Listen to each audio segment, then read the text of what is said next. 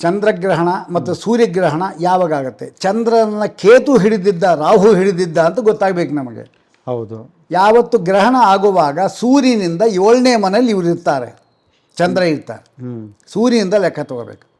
ಅದು ಸಮೀಪದಲ್ಲೇನೆ ರಾಹು ಇರ್ತಾರೆ. ಕಪ್ಪಗಿತ್ತು ಅಂತ ಹೇಳಿದ್ರೆ ರಾಹು, ಇದು ಕಪ್ಪಗಿರಲ್ಲ, ಕೆಂಪಗಿರುತ್ತೆ. ಅದಕ್ಕೆ ಕೆಂಪು ಗ್ರಹ ಅಂತ ಇದ್ದಾರೆ. ಇದು ಕೇತು ಕೆಂಪಗಿರೋನು, ಅದು ಪಿಂಗಲ ವರ್ಣ, ಕೆಂಪಲ್ಲ. ಕೆಂಪಂದ್ರೆ ರೆಡ್ ಅಲ್ಲ, ಪಿಂಗಲ ವರ್ಣ. ಸೂರ್ಯ ಉದಯವಾಗಿ ಬರುತ್ತೆ ನೋಡಿ, ಅದು ಆ ಬಣ್ಣ. ಯಾಕೆಂದರೆ ಕೇತು ಇರೋದೇ ಆ ಬಣ್ಣ. ಅವನು ಸಮೀಪದಲ್ಲಿ ಇದ್ದ ಅಂದರೆ ಅಲ್ಲಿ ಕೇತುಗ್ರಸ್ತ. ರಾಹು ಇದ್ದ ಅಂದರೆ ಕಪ್ಪು ಅವನು.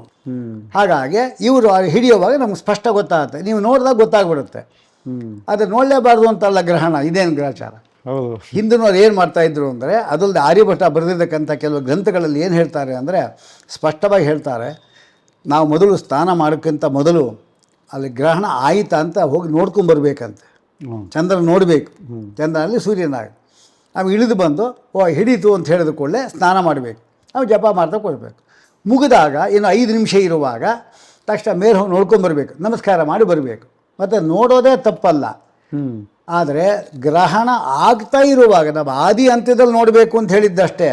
ಗ್ರಹಣ ನಡೀತಾ ಇರೋ ಸಂದರ್ಭದಲ್ಲಿ ನೋಡ್ದ ಅಂತ ಹೇಳಿದ್ರೆ ಆ ವಿಷಕಿರಣಗಳಿದಲ್ಲ, ರಾಹುದು ಮತ್ತು ಕೇತುದು ವಿಷಕಿರಣ, ಅದು ಬಂದು ನಮ್ಮ ಕಣ್ಣಿನ ಮೂಲಕ ಹೋಯಿತು ಅಂದರೆ ಕಣ್ಣುಗಳಲ್ಲಿ ರಂಧ್ರ ಆಗತ್ತೆ, ತೂತುಗಳು ಬೀಳತ್ತೆ. ಅಷ್ಟು ಪವರ್ಫುಲ್. ವಸ್ತುತೆ ಹೇಳ್ತಾರೆ, ಬಟ್ಟೆ ಇಲ್ಲದೆ ಬೇರೆಯವ್ರು ನೋಡಬಾರ್ದು ಅಂತ ಹೇಳ್ತಾರೆ.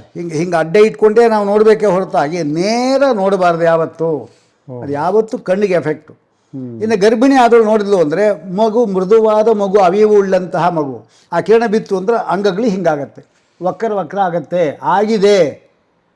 ಈ ಒಂದು ನಮ್ಮ ಶಾಸ್ತ್ರ ಹೇಳಿದ್ದೆಲ್ಲೂ ಕೂಡ ಜ್ಯೋತಿಷ್ ಶಾಸ್ತ್ರ ಪ್ರಕಾರ, ಪುರಾಣ ಪ್ರಕಾರವಾಗಿ ಸತ್ಯವಾದಕ್ಕಂತೆ ವಿಚಾರಗಳು.